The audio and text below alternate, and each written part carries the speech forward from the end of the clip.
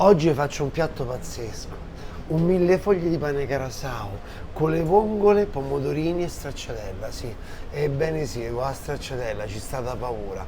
Vi dico subito gli ingredienti, guardate, prezzemolo, basilico, pomodorini, stracciatella, pane carasau e abbiamo queste vongole meravigliose, le vongole lupini. Io sono innamorato di queste vongole, sono le nostre vongole italiane, non quelle vongole veraci che comprate che hanno le corne attaccate, che sono di una semenza che viene dall'Oriente, perché le nostre vongole veraci vere, quelle che veramente buone, buone, buone, sono quelle corne che si aprono, aperte così, quei tubicini che escono fuori. Vabbè, detto questo, sicuramente un po' di sale e mi raccomando l'aglio. L'olio c'è di tutto e di più, siciliano, toscano, ligure. Fate voi, sentitevi libero. Sicuramente in questo caso non metterei il toscano, metterei un olio o siciliano o ligure, così abbiamo la possibilità di averci quei sapori buoni, vicini al pesce, che stanno bene col pesce. Ok? Iniziamo. Per uno spicchio d'aglio, questo è poco ma sicuro. Allora, qui ancora ho dei residui d'aglio fresco, dell'aglione della Val di Chiana, però fate voi, non andate a comprare l'aglione della Val di Chiana se state in Sicilia, è da scemi. Cioè il discorso, state in Sicilia, comprate Nubia, mi sembra che si chiama, buonissimo, pazzesco. Aglio, stavo a parlare di Sicilia, olio siciliano, 2 gambetti di prezzemolo. Avete sentito? Fresco, è fresco sto prezzemolo quando scrocchia così. E facciamo subito fare, ma leggermente un po' di fondo.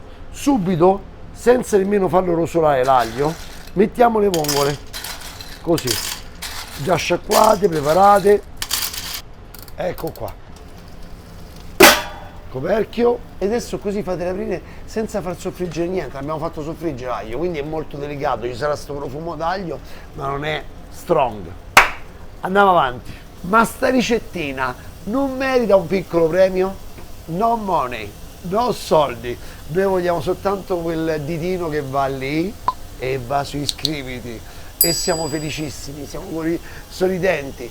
Oh, io per ottobre voglio arrivare a 1 milione di iscritti, dai, voglio che mi arriva da YouTube quella bella scritta d'oro, color oro, non d'oro. Immagina questo piatto, queste sfoglie di pane carasau croccanti. Mettiamo qui dentro un po' di olio extravergine, perché almeno abbiamo il profumo, abbiamo l'odore, abbiamo... State mangi a te, ma che te lo convince? Quando ti mangi a te una cosa, ti fa bene, buona, di qualità, spicchietto d'aglio, qua, l'aglio comincia a soffriggere. Noi andiamo con il nostro pane carasau, immagina quest'olio che profuma di aglio, ok? Vedi? Lo giriamo, questo sai diventa, questo è buono da morire, buono, aiutami di buono, buono, guarda, così. E togliamo. Nel frattempo sono aperte le vongole, spengo, guarda, belle, umide, noi ci piacciono umide. Giriamo il pane tutto molto velocemente, così si fa in cucina, mica puoi fare solo una cosa.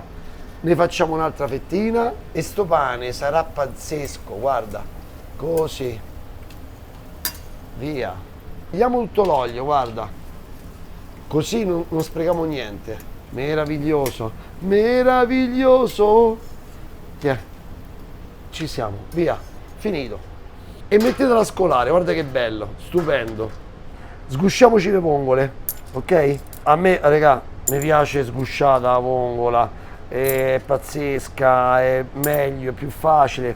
Qualcuna gliela lasciamo col guscio, perché sennò poi senti, ah, c'ha le vongole sgusciate e mi hanno dato le vongole congelate. No.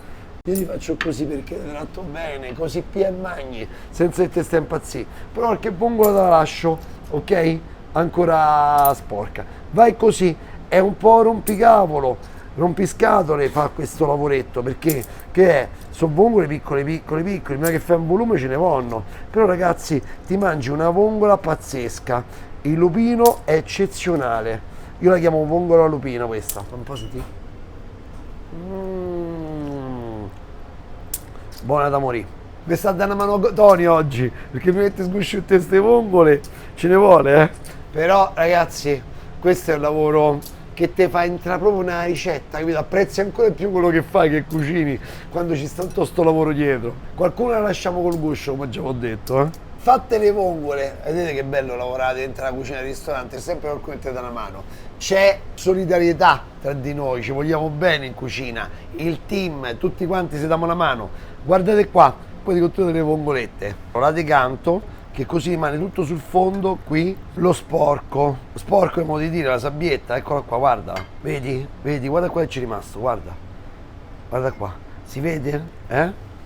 Questo è lo zucchero di d'orzo, come diceva mio padre. Questa è una bontà assoluta, lo sapete, no? Adesso andiamo a fare, andiamo a dargli colore, andiamo a dargli, come te lo immagini questa cosa di mare, profumata, con il pomodoro. Quindi c'erano questi pomodorini pazzeschi, rossi, stupendi, che taglieremo così in 4 parti. Guarda che belli, stupendi. Ma che vuoi di più?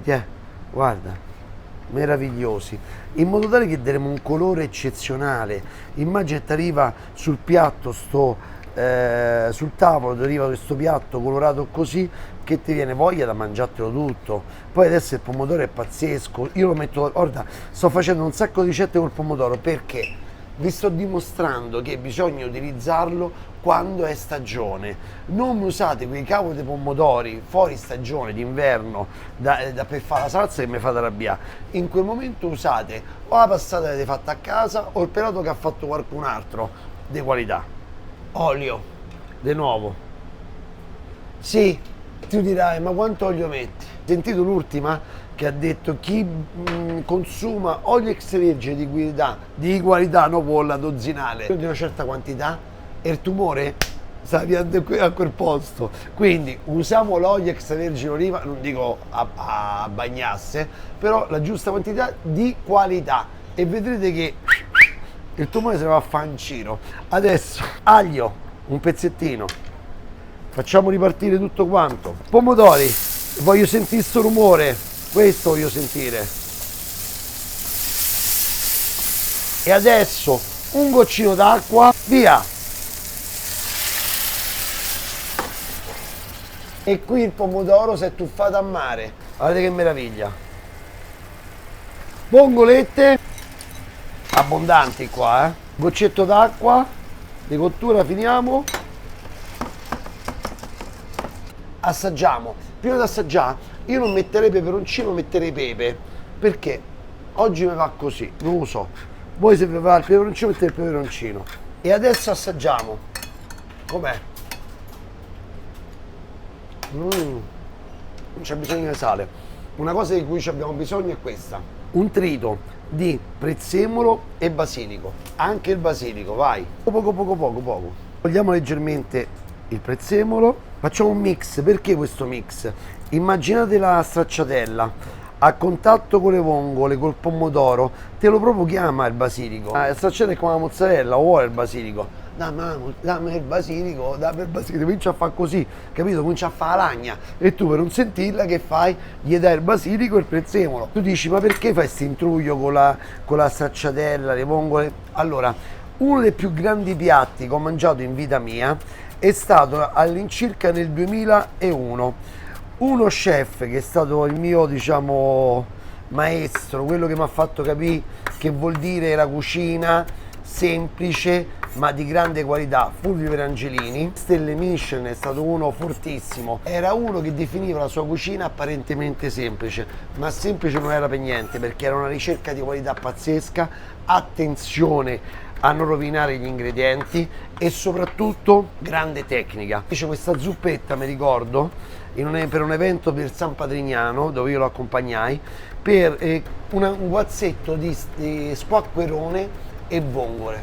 Beh, uno dei piatti più buoni della vita mia, stupendo, eccezionale. Quindi, quando dite il formaggio col pesce non va bene, dovete provarlo e poi ne parliamo, capito?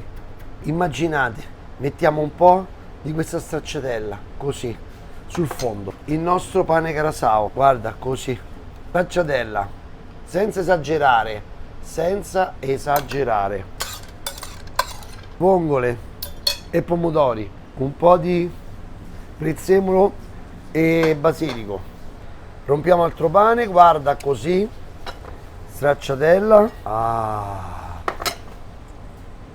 ok, così, Sempre prezzemolo e basilico. E adesso, proprio così, perché proprio a dispetto, un goccetto d'olio. Eccolo qua. Qua c'è un rosato, bello. Guarda questo piatto. E mo se bevo pure un bicchiere di vino. Quindi abbiamo detto passeggiamo in Salento, siamo lì su queste coste meravigliose, questo mare pazzesco e ci beviamo un bel vino pugliese. In questo caso questo qui di Varvaglione, che è un Susumaniello, se non mi sbaglio, Susumaniello, sì, un Susumaniello Rosé. È un vino tipicamente autoctono della Puglia. I rosati, vi ho detto 1000 volte, i pugliesi sono bravissimi a farli. Tappo in vetro, quindi vino fresco, che va bevuto così, giovane, di anno in anno. Chi è? Pronto?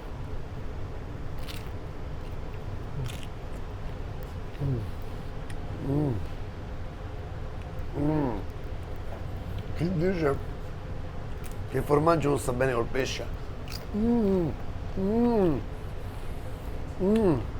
lo so già? Vediamo se è il suo. È il suo. Mazza è buono, ragazzi. Piatto strepitoso. No, non potete capire. È una droga. Perché senti questo croccante, sta sapidità, sta... la dolcezza della stracciatella, buono. Rifatelo, facile, è buono. Pure quei cozze potete rifarlo, se volete le vongole. Le vongole.